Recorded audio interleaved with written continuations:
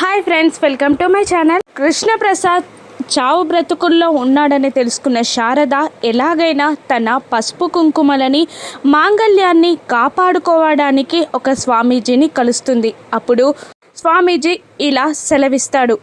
ఊరికి ఉత్తరాన కొండాలమ్మ కొలువయ్యుందమ్మా, మీరక్కడికి వెళ్ళి మొక్కు తీర్చుకుంటే నీ పసుపు కుంకుమలు నిలుస్తాయి అని స్వామీజీ అభయం ఇవ్వగానే శారద మీరా ఇద్దరు కళ్ళకి గంతలు కట్టుకొని నెత్తి మీద అమ్మవారికి నైవేద్యంగా బోనాన్ని మోస్తూ గుడి మెట్లని ఎక్కుతూ ఉంటారు.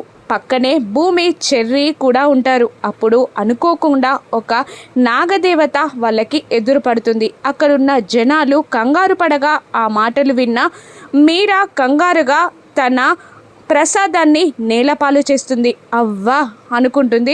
మీరా ఏడుస్తూనే. ఇక శారద మాత్రం భయపడకుండా అలాగే నిలబడి ఉంటుంది. అప్పుడు భూమి వెళ్ళగా నాగదేవత దగ్గరికి వెళ్ళి తన చెయ్యిని ఆ పాము ముందు పెడుతుంది. ఆ పాము భూమి చెయ్యి మీద పాకుతూ భూమి మెడ చుట్టుకుపోతుంది. మెల్లిగా మరొక మెట్ల గద్దె పైన తన చెయ్యిని ఆనిస్తుంది.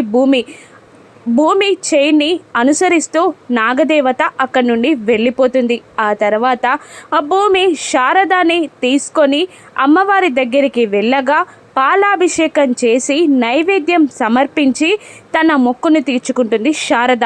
మరోవైపు కాస్త మెలకువలోకి వస్తూ ఉంటాడు కృష్ణప్రసాద్. శరత్చంద్ర టెన్షన్ పడుతూ ఉంటాడు. ఇప్పుడు మీరా కేపీ శారదాల ప్రేమని అర్థం చేసుకోగలదా? రాను నెక్సెస్లో చూద్దాం. Thank you for